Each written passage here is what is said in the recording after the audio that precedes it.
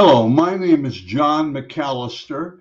I live here locally in Upper Sandusky, 74 years old, and today I want to do one of the hardest things I've done for quite a while, and that is to spend 15 minutes talking about my faith and witnessing some, talking about my faith, and giving you some advice, what I think that works. First, I would tell you I'm doing three things that I don't like to do. Number one, I'm a private person, not an introvert, a private person with social skills. I like I like to spend a lot of time by myself. And being a widower now, that's pretty easy to do. And the kids are all moved out, so that's easier to do. Number two is that I don't like to talk about myself. I I really don't, and people probably think I do, but I don't. I don't like. It's really uncomfortable for me. I've been very fortunate. I've had some success doing things, and some failures, and I really don't like to talk about myself. And number three, I believe that when Jesus came back to Nazareth or whatever, he wasn't received very well. Well, I take that and say, a man gaineth no honor in his home country. I don't really I like what I do. I live out in the country, and I don't believe I do things in the community. I just like to live here, and I don't, and I it's just the way it is.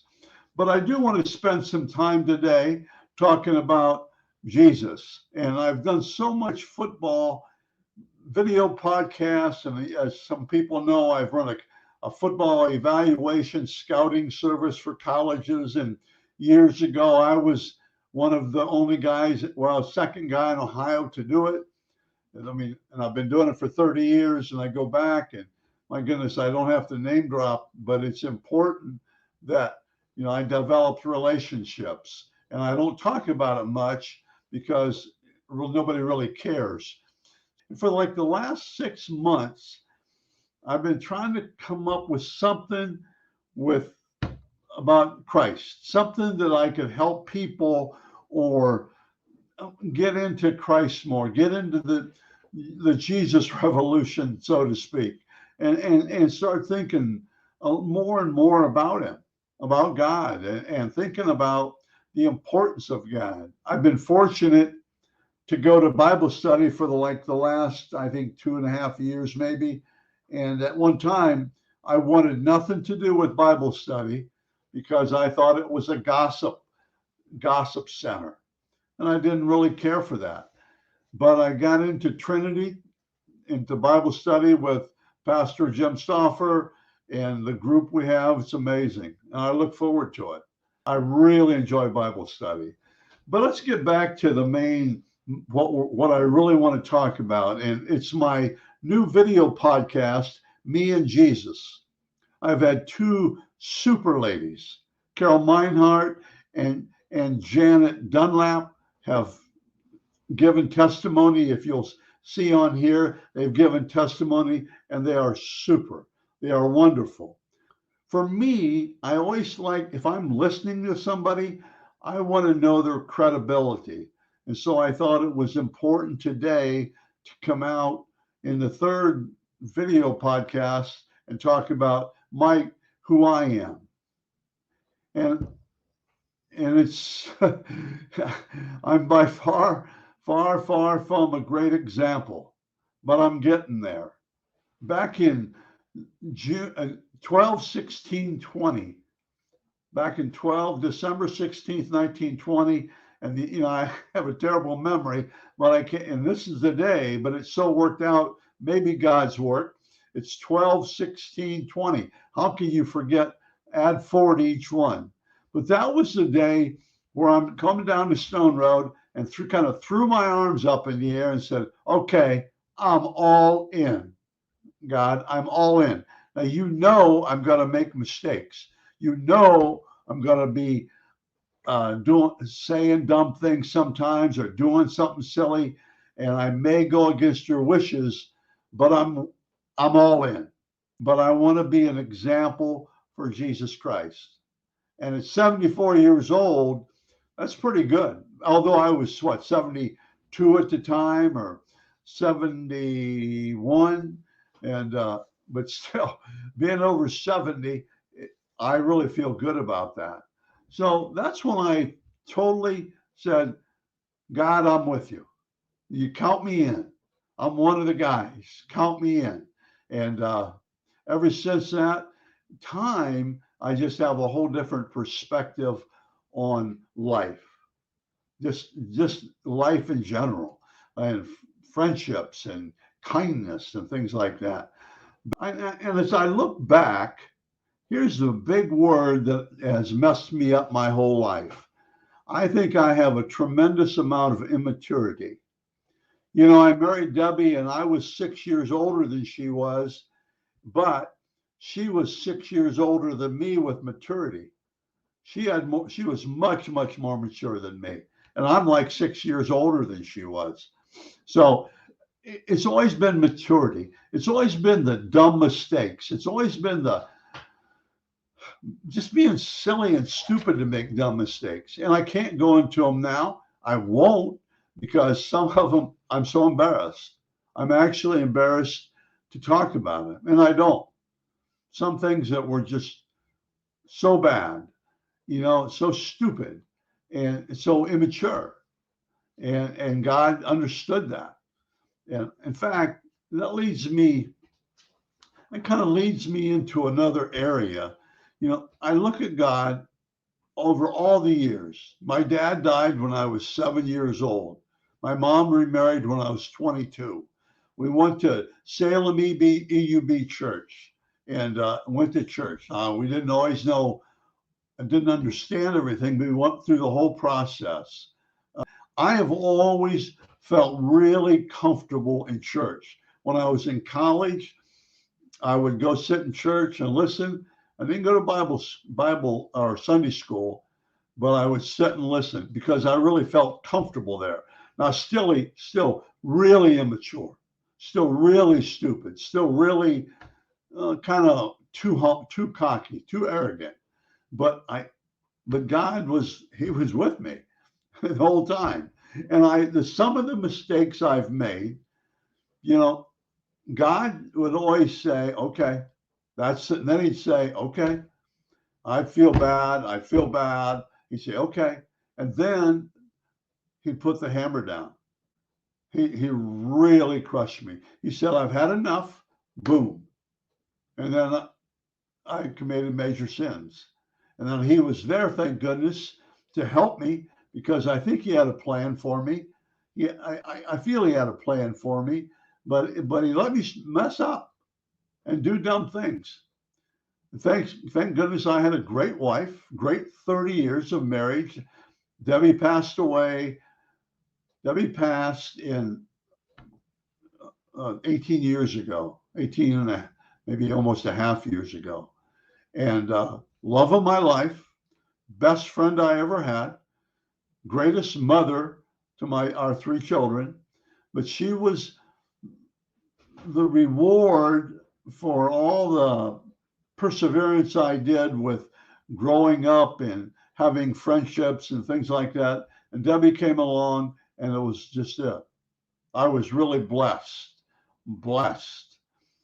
And then when I say blessed, I like the word blessed because I've been blessed my whole life, Now it doesn't sound that way that because I've lost my best friend, great mother, great teacher, I lost her 18 years ago. So from that standpoint, it was really, really hard for me. But I would tell you this, and I can tell you the exact spot that I was coming back from teaching at Lakota, and Debbie was sick with cancer, and it just began. And I can tell you, I stopped at the stop sign. When I got across, I said, well, God, I don't understand why all this is happening, but I'm going to work with you, and you work with me. I don't like it, and I don't understand it, but I'm going to work with you and you work with me. And I'll never forget it. And that made it bearable for me. Of course, I had my down times and bad times and stuff like that.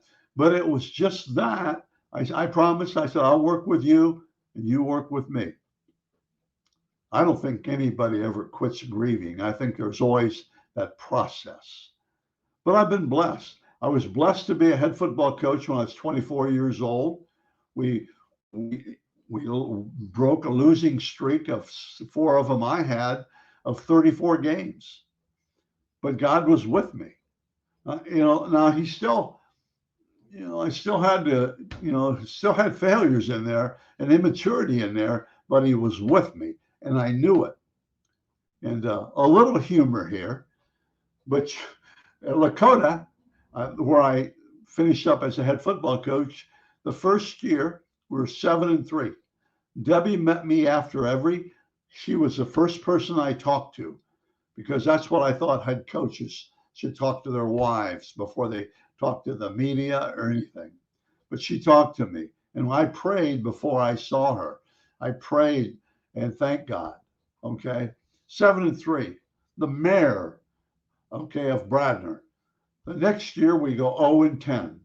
And if you could realize how hard it was to say those prayers after every game, and how hard it was to see Debbie after every game, first person, but it was really important. Okay. And I'd like to talk about one other thing here is God's will. I was given a preaching assignment. I took a class in a lay class for lay people, and the message he gave us was God's will. And I had no clue. I had no clue what to do. I had no clue what to. I had no clue what to write about. I asked different people, and nobody could really give me a good example. I remember it. Oh, it was 20 years ago, or no, not that, probably 15 years ago, but I remember it.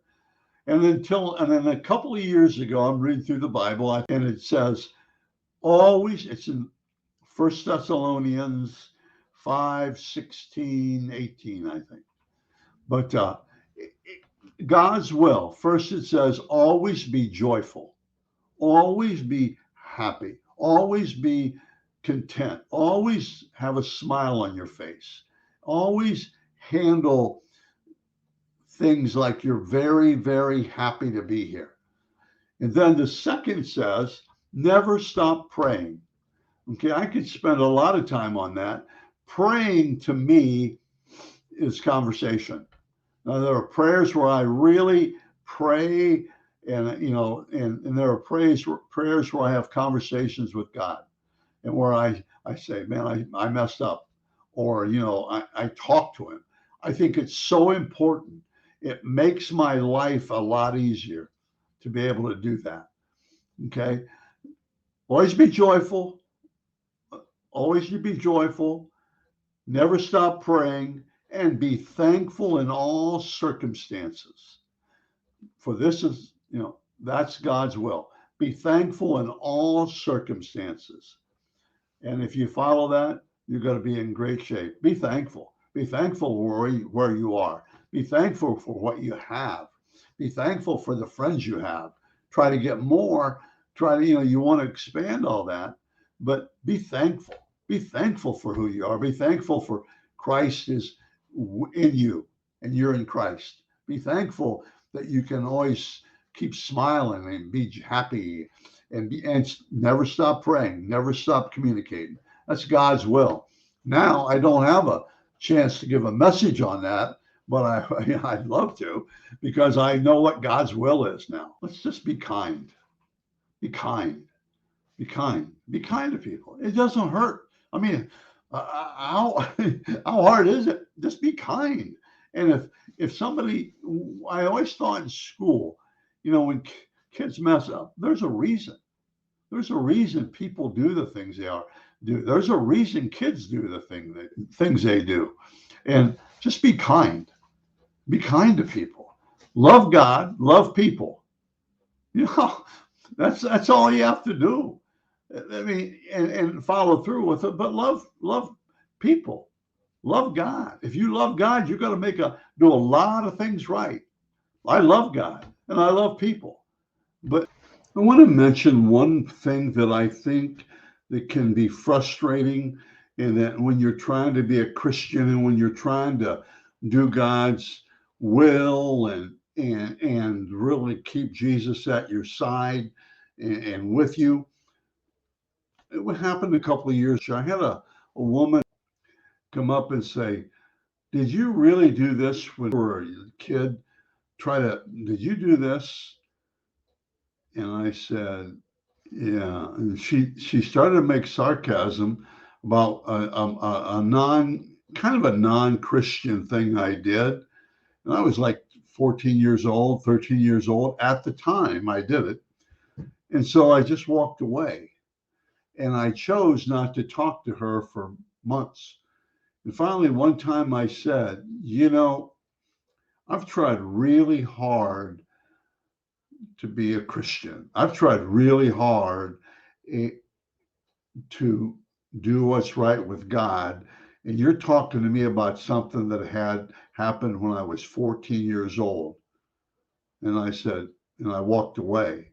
And I think we got to, how can you bring up things like that? And it really frustrated me. But God was with me, and he just said, "Hey, don't sweat the small stuff." But it did bother me at the time. And the other thing I would tell you that helped our marriage so much, we went to church every Sunday, but Debbie and I went to McDonald's every Sunday morning after we dropped the kids off to Sunday school. We thought that made our marriage so much stronger. And we said, God, we hope you understand, because, it's what we did. And I think that's one thing. We spent 45 minutes together every Sunday morning talking about everything over McDonald's coffee and sausage biscuits and whatever. And I thought that was one of the strong points of our marriage. We talk about it in football, and I leave you with this. We talk about it in recruiting and football. Trust the process. Trust the process. And I think the same thing can apply with your relationship with Christ. You have to trust the process. Really, there's only one person that you can trust, and that's Jesus. Totally trust Jesus. So for me, I trust the process. I trust his process. I talked to you earlier about trust in him. Said, I don't agree, but I trust you. And there are things going on in the world right now that we have to trust the process. And the process is being a Christian, and the process is Christ. Thank you very much. I appreciate it. Your help. I appreciate you.